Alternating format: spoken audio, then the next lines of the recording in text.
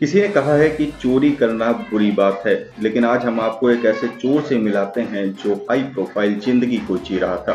मुंबई में 1 करोड़ के फ्लैट में जो रहता था और चोरी करने के लिए फ्लाइट का सहारा लेता था और 5 सितारा होटल में उसका रुकना होता था और 4 चूड़ियों वाली गाड़ी यानी कि ऑडी कार में घूमता था। तस्वीरें भी इस वक्त स्क्रीन पर आप देख रहे हैं।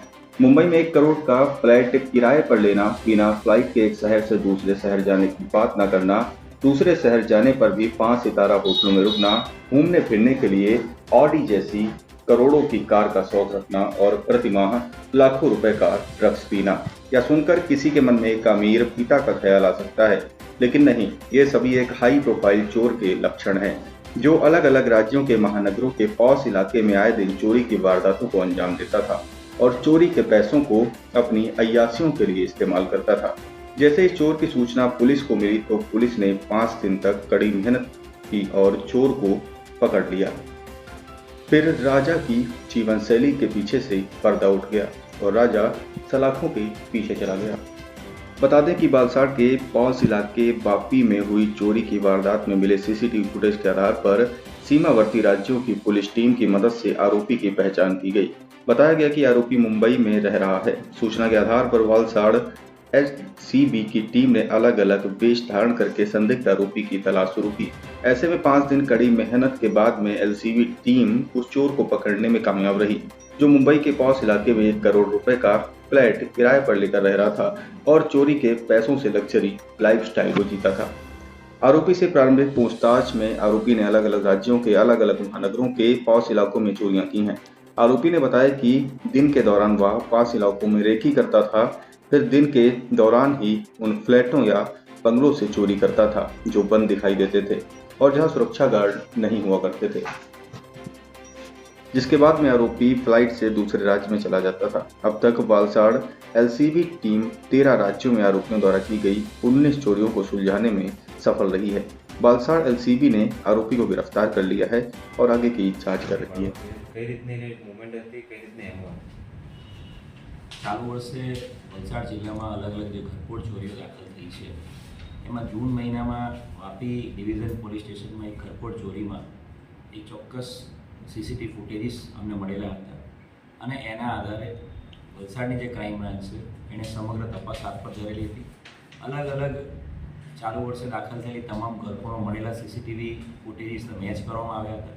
એની સાથે સાથે ટેકનિકલ ઇન્ટેલિજન્સના આધારે એક ચોક્કસ વ્યક્તિ ઉપર શંકા અમને થયેલી હતી અને જેની કન્ફર્મેશન મહારાષ્ટ્ર પોલીસ દ્વારા કરાવ્યા બાદ વેરિફિકેશન કરાવ્યા બાદ એક ટીમ તાત્કાલિક વલસાડની ક્રાઇમ બ્રાન્ચની મોકલવામાં આવી હતી મહારાષ્ટ્રના મુંબ્રા વિસ્તારમાં અને 5 એક દિવસ સુધી અલગ અલગ રિક્ષા ચાલક, લારીવાળા, મજૂર એવી રીતે ત્યાં ખાનગી વેશ ધારણ કરીને આ આરોપી છે એને પકડવામાં ખૂબ મોટી સફળતા વલસાડ જિલ્લા ક્રાઇમ બ્રાન્ચને મળી છે.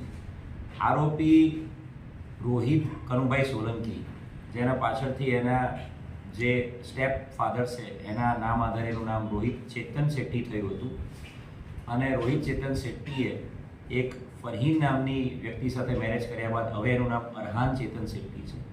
આરોપી લક્ઝુરિયસ લાઈફસ્ટાઈલ જીવવાવાળો છે.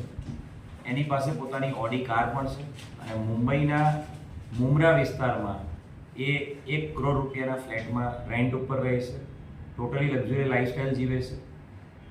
અત્યારે એની જે પૂછપરછ છે એમાં ટોટલ 13 જેટલી અલગ અલગ રાજ્યોમાં કરેલી ઘરફોડની એણે કબૂલાત આપી છે.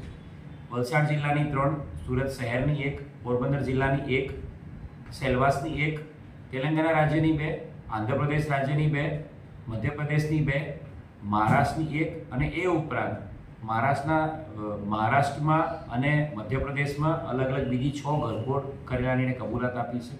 કુલ 19 જેટલી ઘરફોડ ચોરીઓની કબૂલાત એ આપી રહ્યો છે. ખાસ આ વ્યક્તિની મોડસ ઓપરેન્ડીની વાત કરીએ તો અને આ વ્યક્તિની જે લાઈફસ્ટાઈલની અને એની જે ચોરી કરવાની સ્ટાઇલની વાત કરીએ તો આ વ્યક્તિ ઓલવેઝ બાય એર જર્ની કરે છે. ફ્લાઇટોમાં એ ઘરફોડ ચોરી કરવા માટે આવે છે. ફ્લાઇટમાં આવ્યા બાદ એ 5 સ્ટાર હોટલમાં રોકાય છે અને નજીકના વિસ્તારમાં જે પણ પોશ ફ્લેટ હોય, જે બંધ ફ્લેટ હોય એના તાળા તોડીને પછી ઘરફોડ કરીને બાય એર એ ભાગી જાય છે અને લક્ઝુરિયસ લાઈફસ્ટાઈલ એની જીવવા માટે થઈને જ આ પ્રકારની એની મોડસ ઓપરેન્ડની ઘરફોડ ચોરી કરવાની છે.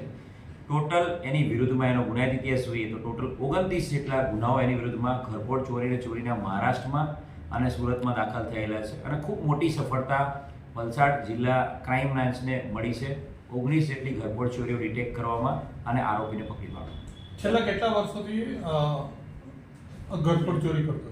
આની ઘરફોડ ચોરીનો ગુનાહિત ઇતિહાસ જોતા છેલ્લા 6-7 વર્ષથી આ માણસ ઘરફોડ ચોરીઓમાં સંકળાયેલો છે અને એની જે પૂછપરછ કરતા જે છેલ્લા તમામ ઘરફોડ ચોરી બાબતે પૂછપરછ કરતા એ બાય એર જઈ શકાય એવા ટાઉનને જ પ્લાન કરતો હતો. સુરત છે, ઇન્દોર છે, એવા બધા પ્લેસીસ પ્લાન કરતો જ્યાંથી નજીકમાં બાય એર જઈ શકાય અને ત્યાં જઈને બાય એર ફ્લાઇટમાં જઈને પછી હોટલમાં રોકાઈને દિવસમાં ઘરફોડ કરીને એ પોતાની મૂવમેન્ટ કરી લેતો હતો.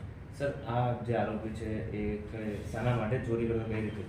ટોટલી એની જે પૂછપરછ કરતા અત્યારે જે ખબર પડી રહી છે એ રીતે લક્ઝુરિયસ લાઈફસ્ટાઈલ જીવવાનો શોખીન છે. ઓડી ગાડી વાપરે છે, 1 થી 1.5 કરોડના ફ્લેટમાં રેન્ટ ઉપર રહે છે મુંબઈમાં અને સાથે સાથે એની પૂછપરછમાં એ પણ ખબર પડ્યું છે કે એ ડ્રગ્સનો બંધાણી છે અને મહિનાનો એનો ડ્રગ્સનો જ ખર્ચો 1.5 થી 2 લાખ રૂપિયા જેટલો છે. એટલે આ લક્ઝુરિયસ લાઈફસ્ટાઈલને પહોંચી વળવા માટે અને પોતાની પત્નીની લાઈફસ્ટાઈલને પહોંચી વળવા માટે આ પ્લાન કરીને ટાર્ગેટ કરીને અલગ અલગ શહેરોમાં અલગ અલગ રાજ્યોમાં ઘરફોડ ચોરી કરવા જતો.